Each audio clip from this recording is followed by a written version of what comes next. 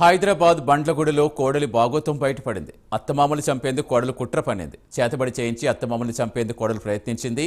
చేతబడి కోసం బాబా మహమ్మద్ కలీంను ఆశ్రయించింది. అయితే చేతబడి పేరుతో నకిలీ బాబా కోడల్ని మురుడి కొట్టించాడు. బాధిత మహిళ ఫిర్యాదుతో చేతబడి నిందితుడిని పోలీసులు అరెస్ట్ చేశారు.